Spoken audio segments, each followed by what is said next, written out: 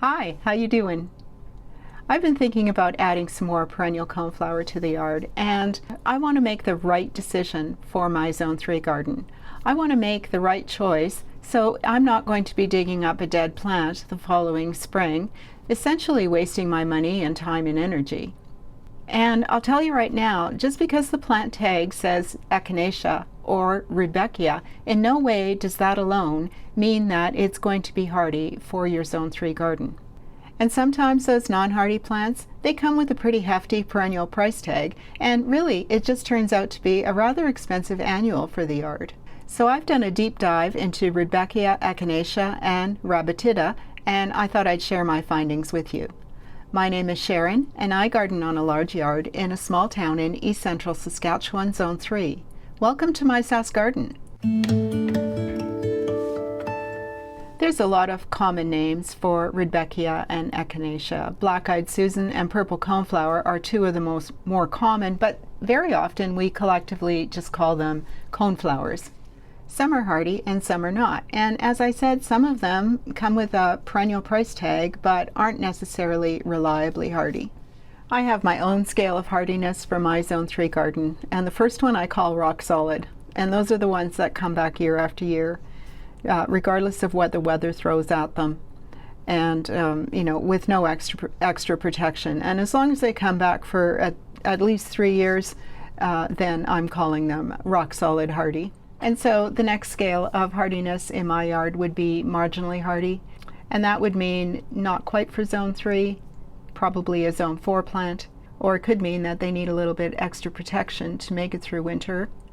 And sometimes they don't make it through -40 and not enough snow on the ground, or sometimes there's this extended freeze thaw where the ground starts to thaw, it forms ice, then it freezes heavy again, and we get an extended freeze, and that sometimes is pretty tough on the plants as well. I feel like that might be the case this winter, and that I might see some plants not making it through the winter because of the thaw and now another deep freeze that we're going into. And the final category that I have is if you're lucky category, and those are plants that maybe are Zone 5 or so, and I'm having some luck with them wintering over. And I'm just going to mention some RUDBECKIA just a little later that happens to me. I've also mentioned it with lavender. You can have 10 lavender plants all in a row, 5 make it and 5 don't, even though they all get exactly the same conditions. But those that make it, that's where I've come up with the term if you're lucky, because sometimes they just do. And there's really, even if it's 2 or more of the same plant, doesn't seem to be any rhyme or reason to it. So because of all that hardiness, that's why I want to go for the rock solid, and so that's why I did a deep dive into these plants. And so we're going to start with RUDBECKIA, and these are what we normally refer to as black-eyed Susans, or sometimes we call them brown-eyed Susans, or sometimes we call them yellow coneflower. Now, there is a huge difference in size and hardiness of the various RUDBECKIA. Some are rock solid, some are marginal, and lastly, some are if you're lucky. But for the most part, this last category are annuals. The if you're lucky are annuals in Zone 3, and that's kind of why I have to throw a little bit of Latin at you here. Knowing Latin names is sometimes difficult. Remembering them is difficult. But it makes it so much easier to identify and know what you're buying when you do know those Latin names. And when you search out RUDBECKIA in a seed catalog, many kinds may come up. Generally, the less hardy Hirta and the more hardy Fulgida. The first one then is RUDBECKIA Hirta, that's Hirta, which we always refer to as black-eyed Susan. And when you look these up, it's often noted as a biennial and short-lived perennial. And I'm starting with these because, for one, they are the showiest. You find quite a few of them for sale, and they are the least hardy. And the way to remember that is Hirta, not hardy. I would also here caution you when you find these as expensive perennials in the greenhouses that they are not reliably hardy to zone 3. And so this is the case of it could be an expensive annual for you. Most of these varieties of Rudbeckia hirta are not reliably hardy to zone 3, but they are if you're lucky. And so I would encourage you not to pull them at the end of the season and to actually wait until spring to see if they come back from the stem, like from that plant. Most often they do behave as either biennial or self-seeding annuals. As I said, they fall into the if you're lucky category, so it's best to think of them as annuals. But just don't cut them back or pull them out in the fall, because they may surprise you and come back the following year, maybe just for a year or maybe several years. Their native range is across much of North America, including parts of Canada, and that makes them well adapted to cold. The nice thing about these Rudbeckia is they tolerate poor soil, drought, and the cold.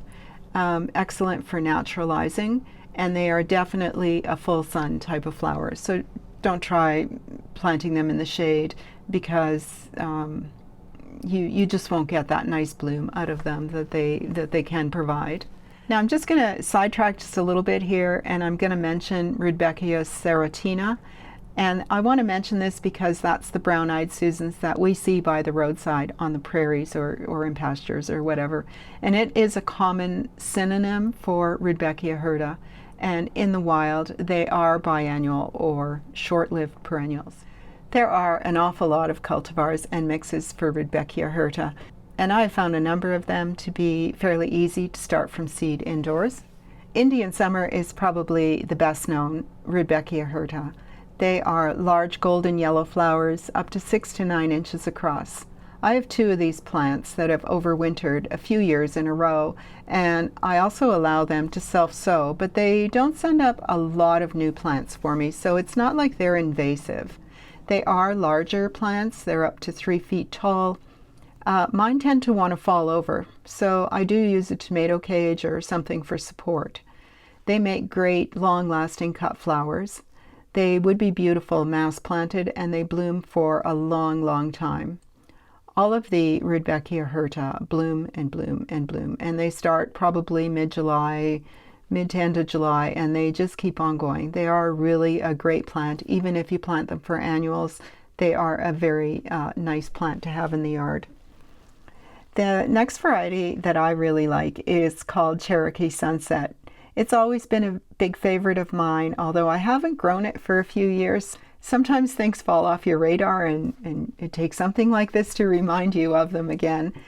The Cherokee Sunset are double and semi-double flowers in shades of yellow, orange, bronze, mahogany. They're big flower heads, stunning. I don't think I've ever had these overwinter, this particular variety. There's a lot of other common cultivars. There's the Becky mix, the Toto, Denver Daisy. You're going to know these names as they come up. Cappuccino, Gloriosa Double, just it goes on and on, really. One of the new ones is Cherry Brandy, and I'd like to grow that one. It blooms like a red, burgundy red flower. It's very nice. Seeds are very expensive. I've found pretty expensive for annual seeds, I think. Another Rudbeckia hirta that you may have heard of is called Prairie Sun, and that has a green eye instead of a brown eye, and it's good to make that distinction here because we're going to talk about another kind just a little bit later that also has a green eye. So there's tons of them. The Toto series is shorter. They get to be about 14 inches with single 3-inch flowers. It's best to determine, if you're thinking about growing these, what type of flower you'd like, if you'd like a double or a single, or a specific color or a specific height, and then search it out from there. There really is a lot of them. All of the Rudbeckia hirta are beautiful and will not disappoint if you consider them as annuals. But do not pay a hefty perennial price tag for them and believe you are buying them to return year after year, because they are, if you're lucky, and at best, if you're lucky, and for the most part, they will be an annual. The next Rudbeckia, and another Latin word, is Rudbeckia fulgida, and that is the perennial black-eyed Susan. These are the most true, reliably hardy perennials that you will get for your Zone 3 garden. These are rock solid. This species is the cornerstone of the hardy perennial Rudbeckia bed. It spreads steadily by rhizomes to form dense, long-blooming clumps. It's tolerant of all kinds of soil conditions, including clay, dry soil, rocky soil, but they do prefer consistent moisture, and best blooms are in full sun. One reliably Zone 3 variety of Rudbeckia fulgida is Goldsturm. It's the gold standard for the cold climate. It has masses of 3 to 4 inch golden flowers with dark centers from about midsummer to fall. It was the Perennial Plant Association Plant of the Year in 1999, so it's been around for a while. It's extremely hardy, reliable, and widely available. I have a few clumps of this, which I started from seed a few years ago. One clump of it has spread a bit through self-sowing. The other, it appears it is not self-sowing, although I do try and encourage that. They begin blooming in about early August, and they grow right through till frost. Some are on the south side of the greenhouse. It's pretty hot there. Some are like right up against the wall of the greenhouse. That's the one clump that has spread some. And another clump is on the west side of the garage, and that's a pretty dry bed. And both clumps are growing well. I don't think they reach 2 feet in height for me. They are a little bit shorter. They hold up really, really well to some of the gale force winds that we get, and they attract all the pollinators as well as goldfinches. It is a low maintenance, hardy, and adaptable perennial. I haven't had a pest or disease issue with them, and I left the seed heads on one of the plants this winter alongside the garage, which has turned out to be a path for the deer going from one street to the next. They're cutting right through our yard, and they are nipping off and eating those seed heads as they are going by. So it is not necessarily deer resistant. I'm not going to say it is. There are a number of cultivars in addition to Goldsturm. Best to look for the fulgida part of the Latin name. That'll be a clue to its rock solid hardiness. Gold Rush is another variety. It was the Perennial Plant Association Plant of the Year in 2023 and is also an All-America Selection winner. Some sites list this as Zone 4, but I think because it does have fulgida in the name, you can be fairly certain that it is going to be hardy for your Zone 3 garden. Another one is Little Gold Star, which is a little more compact of a Rudbeckia fulgida. And that is only supposed to grow to about 14 inches tall. As I said, I don't think my Goldsturm get to 2 feet tall. Maybe they get to 20 inches. I should measure next year. But, you know, all of these plants have a lot, like they bloom prolifically, and they really do provide a lot of seed head as well. Gold Blitz would be another one, similar to Goldsturm. Look for that fulgida on the name, or else search out the variety. Just do a quick Google search and see if it is a Rudbeckia fulgida, because that's going to be your clue as to its hardiness. Another Rudbeckia is the Rudbeckia laciniata, which is the cutleaf coneflower or the green-headed coneflower. This is also perennial. In the common name, this is referred to as coneflower, and that starts the confusion. You know, it's not called a brown-eyed Susan or green-eyed Susan or anything like that. It's called a coneflower. That's where the confusion just starts to come into play, because this is a Rudbeckia, and what we often refer to as coneflower or purple coneflower is Echinacea. They are distantly related in that they're, you know, they all come from that top category of the aster family, but that's about it. You know, the Latin word laciniata means slashed, torn, or fringed, and so this is also transferred into the common name of cutleaf coneflower. It is a very tall perennial that apparently can get up to 9 feet, but most often I've read it gets up to more like 5 to 6 feet. Yellow flowers, and then the cone is green rather than brown or black. And so this is where I said don't confuse this green cone with the cultivar of Prairie Sun, because the Prairie Sun is the less hardy Rudbeckia hirta type. The cutleaf coneflower, or Rudbeckia laciniata, is extremely hardy to Zone 3. Its native range is across North America, including the boreal and prairie regions. Prefers moist soil, but is adaptable. Excellent for the back of the border or naturalized in wet meadows. This Rudbeckia is one that likes more moisture. A couple of Zone 3 varieties. The first one that you may have heard of, I've heard of, is Herbst Sonna, or Autumn Sun. This is the most popular garden cultivar. It is a tall plant, 4 to 7 feet, and it has large single flowers on tall stems. Not that anybody cares, but there is some debate over its classification.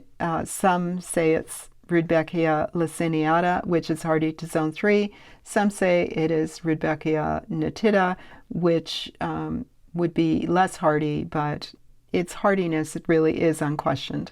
Another one is Gold Quella, and I have not heard of this variety. It is a double flowered form with fully double fluffy yellow blooms, shorter than Herbst Sonna, at coming in at about 3 to 4 feet, and it may require staking. That wouldn't be a candidate for me. Rudbeckia triloba is referred to as the brown-eyed Susan, and it is also a short-lived perennial or biannual. It says it's hardy to Zone 3, but again, often acts as biannual or a vigorous self-seeder. Now, in my experience, when vigorous is associated with the plant, I proceed with caution. I have vigorous self-seeders in the yard that I have to make sure I cut off those seed heads because they will just take over the yard. Rudbeckia triloba is a profuse bloomer covered in hundreds of smaller 1 to 2 inch golden flowers with brown centers. It has a branched and bushy habit, thrives in leaner soil, perfect for the cottage garden look and pollinator gardens. I think this would be ideal for a more naturalized type of garden where seeding out is welcome, and particularly because the plants are short-lived, there would always be some dying off and new ones would be there to take their place. There is a cultivar called Blackjack Gold, grows to about 3 feet tall, self-sows, and retains that short-lived perennial status and is heat and drought tolerant. The next Rudbeckia is Rudbeckia subtomentosa, which is known as the sweet coneflower. It is hardy to Zone 3 or 4. You know, it was kind of split when I was looking this up. Some places said in the coldest parts of Zone 3, a thick winter mulch is advisable. So that falls into my marginally hardy category. Its native range is central North America in the tall grass prairie region. As the name suggests, the leaves have a faint vanilla scent when crushed. It grows 3 to 5 feet tall with light yellow, slightly reflexed petals around a dark brown cone, and it prefers consistent moisture. There is one particular variety that is mentioned, and that is Henry Eilers. It's described as a magnificent selection with unique quilled tubular ray petals instead of flat ones. Adds incredible textural interest, 4 to 5 feet tall, worth trying with good snow cover or mulch in your Zone 3 garden. The next Rudbeckia is Rudbeckia maxima, which is referred to commonly as the great coneflower. Although its native range is the southern United States, like Arkansas and Texas, it is reportedly surprisingly hardy to Zone 4 and sometimes successfully hardy in a protected Zone 3B garden with mulch. It is described as a dramatic architectural plant, features large, powdery blue-green basal leaves and tall, leafless stems topped with drooping yellow petals around a prominent, dark, cylindrical center cone up to 3 inches tall. It also prefers moist soil. I mention it as a zone-pushing specimen for adventurous Zone 3 gardeners if you'd like that kind of plant in your yard. Not sure if you'd be able to find them in a garden center, but you may come across seeds for them. Probably not on a seed rack, but there are some internet sites that sell the less than common seed. It probably is too big for most urban yards, and maybe just not hardy enough. Everything I saw pretty much said that it was a Zone 4 to 9 plant, often listed as Zone 5. And because it's a southern native, Oklahoma to Texas area, its genetics are not adapted to deep, prolonged freezes like we get. It might survive a mild winter in a perfect microclimate, hot, sunny spot up against a south-facing wall, but it probably should be considered a gamble in a Zone 3. You know, I'm mentioning these so that you know what to kind of stay away from too, if you should find them in your travels. But pretty much, you know, if you do want a true perennial Rudbeckia in your yard, you'd want to go with Rudbeckia fulgida, either the Goldsturm or the Rudbeckia laciniata. They are the workhorses of the Rudbeckia family. They're also really great native species for pollinators and the bird population. I have this summary table just for a quick reference that I'll put up on the screen if you want to take a screenshot of that. Not every Rudbeckia in the garden center can handle our winters, as I've mentioned. You know, those Rudbeckia hirta, they're probably one-season wonders. The Rudbeckia hirta, not hardy. You know, most of them are genetically programmed to give you a great big bloom. They put all their energy into that one season's bloom, and they lack the root structure to actually survive winter. But by all means, plant them as annuals. Just don't pay a perennial price tag for them. And I'll mention another one to stay away from is Rudbeckia occidentalis. That is the western coneflower, and that's typically hardy just down to Zone 5. It is native to the Pacific Northwest. It's not adapted to continental cold.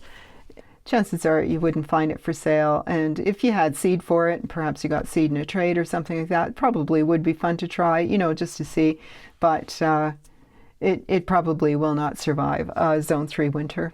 So native origin is often the clue for many perennials. Species native to the Central Plains, Eastern Prairies, the northern reaches of North America, species native to the southeastern or southwestern United States are less likely to be hardy up here. Always check the label. Be skeptical. Beware of tags that only say perennial without a zone rating, and beware of tags that only say Rudbeckia and nothing else. That's not to say not to buy them, but don't necessarily expect them to be perennial. Unless it says perennial Goldsturm, that's it. You know that Goldsturm is Rudbeckia fulgida, and it's probably going to be just fine for you as a perennial.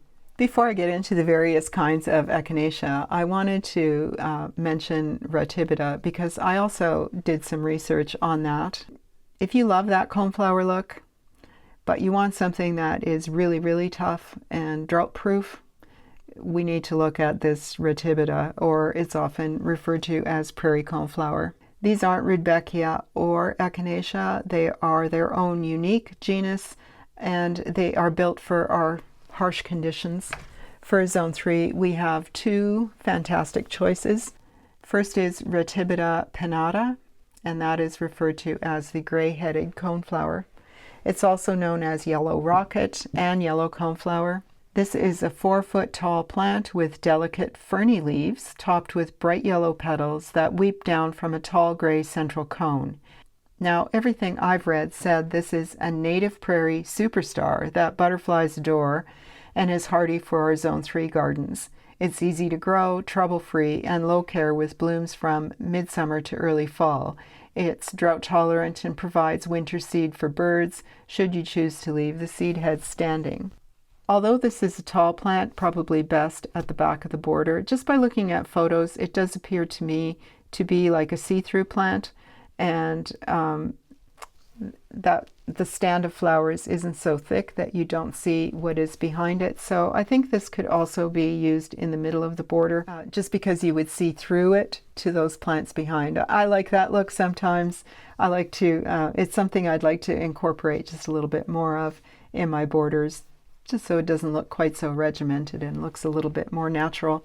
The second one is Ratibida columnifera, and commonly that is referred to as Mexican hat. This one has crazy long cylindrical center that looks like a pipe cleaner, surrounded by red and yellow bicolor petals. It's shorter, ranging from 10 to 24 inches high, including the flowers. loves the driest spots in your garden and will happily self-seed to create a colony. It is noted on some internet sites as only being hardy to zone 4, but I have a book called Wildflowers Across the Prairies, and it is in there. So, I'm probably going to bet that it is hardy to zone 3. Given that it is a hardy perennial, I think this would be a very interesting option to add to the yard. The secret for ratibida appears to be to treat them mean. Give them full sun, the worst soil, and don't fertilize. Of course, everything needs water while it's getting established, but these don't want to be babied after that. They don't want compost or fertilizer or too much of any good thing after that. If they do get too much of a good thing, they flop and become thuggish. There are many perennials that fit into that category where you gotta, they like really lean, tough conditions, and the ones that do best on the prairies seem to be the ones that do like those kind of conditions. The problems that we have is because we do want to baby them and give them all the good stuff. Then they turn into thugs. The next category of coneflower would be Echinacea. Echinacea comes from the Latin word echinos, which means hedgehog, and that cone in the center, is hard and spiky. I guess it's hedgehog-like. Echinacea purpurea is most often noted as native in zones 4 to 9. Purpurea is, of course, purple, although I think purple coneflower is definitely more pink than purple. It is remarkably adaptable and makes some of the cultivars hardy for zone 3, but not all of them. Most of the zone 3 cultivars that are hardy do need good snow cover or a light winter mulch. The key to growing Echinacea in zone 3 is to choose the varieties with a proven track record of cold hardiness. And so I did research the list of varieties that are reported to be hardy and successful in a zone 3 garden. And of course, all of these, when I say zone 3 and I'm referring to these are reportedly hardy to a USDA zone 3. It is not the Canadian zone 3, which could be just a little bit colder for us. The first variety is Magnus. This is sometimes noted as the gold standard for hardiness. It won the Perennial Plant of the Year award in 1998. It has incredibly strong, stocky stems that stand up to wind and snow. It has the classic pink-purple flower horizontal petals and gets to about 30 to 36 inches high. A white variety of purple coneflower is White Swan. It is one of the hardiest white flowering cultivars. It's an old variety, which often means it's bred less for the fancy traits and more for vigor. It's very reliable and naturalizes beautifully in the yard. It grows 2 to 3 feet tall. The Powwow series is hardy, especially Wildberry and the White. It is bred for uniformity and a compact habit. These have proven to be exceptionally winter hardy. I can attest to Wildberry. I'm growing it, and I'm going to refer to that as rock solid because I have had them 3 years. They're all doing well, and they get to be 18 to 24 inches tall. There's a couple of varieties that are noted as being hardy for zone 3. They're shorter. One is Kim's Knee High, and another is Pixie Meadow Bright. I've never seen either. They are dwarf, very sturdy plants, and they also have the classic pink-purple flowers, but on a smaller scale, perfect for front of the border. Their height gets to be about 15 to 18 inches. Another hardy variety is Rubenstein, or Ruby Star, and it is a sturdy German introduction similar to Magnus, but with a slightly more vibrant ruby pink flowers and a strong bushy habit. It's described as extremely cold tolerant and height at about 2 to 2.5 feet. And the last one that I found that would be a good contender is Prima Donna Deep Rose. It is a robust older variety with fully double rose pink flowers. Tends to be more winter hardy than some of the new, more complex hybrids. One of those complex hybrids I bought a couple years ago, Sunseeker's Rainbow. It did not survive its first winter for me, and it was planted in a fairly protected position in the front of the greenhouse with good snow cover. On the other hand, I also planted Sunseeker's Bubblicious, and that did survive. At least 1 year it did survive. Late last summer, or perhaps it was even early fall, I found a new shipment at a greenhouse. I found a new shipment of Echinacea purpurea for sale. They were at pretty hefty price tags. They were all proven winter varieties, beautiful in bloom. They were all in like gallon-sized pots. There was all kinds of colors, all kinds of flower shapes. There was doubles and singles, and the very nice display. But the majority of them were rated for zone 4 and up. Although I think there's success for planting rock-solid hardy perennials in the fall, I think that the zone 4 perennials or the marginally hardy are all best planted in spring or early summer. And the only reason I say that is so that they do have a chance to put down a really good root structure to take them through winter. Unless they are rock-solid hardy, they really do need that good root structure to take them through a tough winter. Not all Echinacea are Echinacea purpurea. There are actually about 10 different species, which I didn't know. The first is called narrow-leaf coneflower, and that is Echinacea angustifolia, and it is noted hardy to zone 3. This one has a very deep taproot and is somewhat less showy than the Echinacea purpurea, and it's also shorter at about 1 to 2 feet tall. And it is noted as extremely drought tolerant because of that taproot, and it also thrives in poor, dry, and rocky soil. The next one that is noted as hardy to zone 3 is Echinacea serotina, which is also commonly referred to as the narrow-leaf coneflower. It prefers similar growing conditions to the Echinacea angustifolia. When I was researching these, it almost seemed to be like one was a synonym for the other, like you'd be just as well off with one or the other, either angustifolia or the serotina. There is another Echinacea. I don't know how to say the word, so I'm just going to put it up on the screen, and it is known as the smooth purple coneflower. Although I've read it's sometimes hardy to zone 3, it is most often noted as specifically adapted to the southeastern United States, and so getting it to be a good specimen here might be a bit of a push. But the next Echinacea hardy for zone 3 is Echinacea pallida, which is the pale purple coneflower.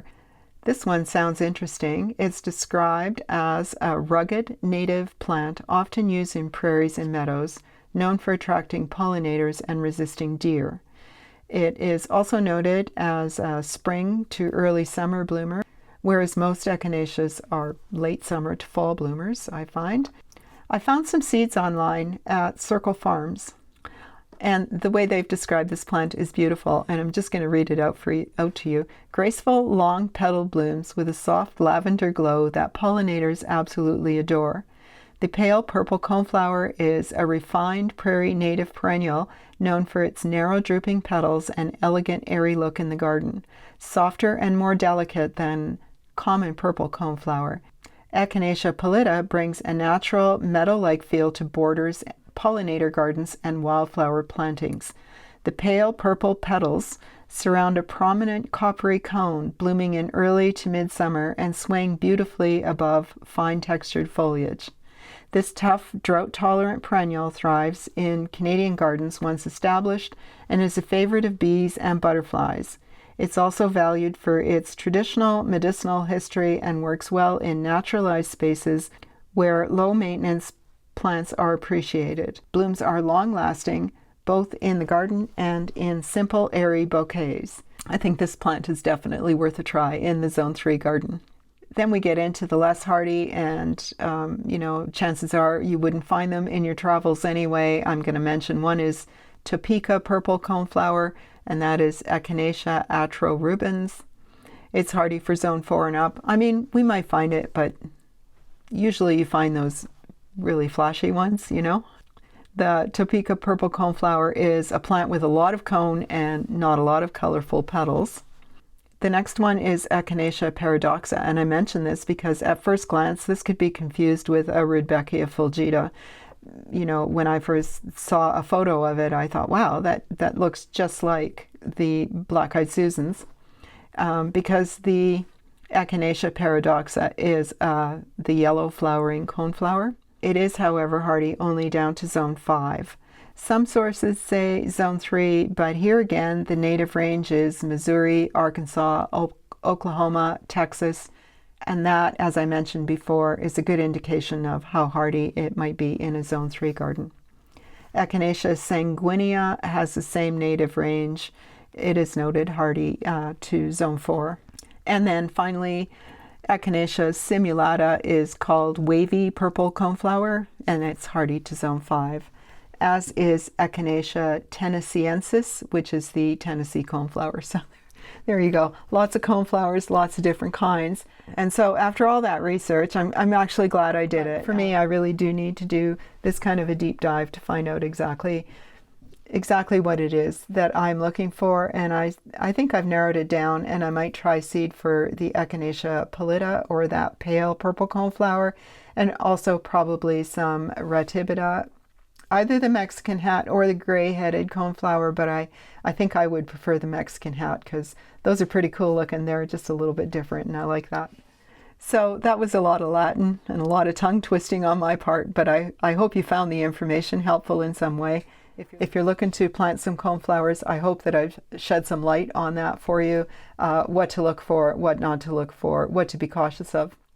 If you did like the video, give me a thumbs up, tell your friends, and if you haven't yet, hit that subscribe button. Thanks for watching. I do appreciate it, and I hope you're doing well. See you soon.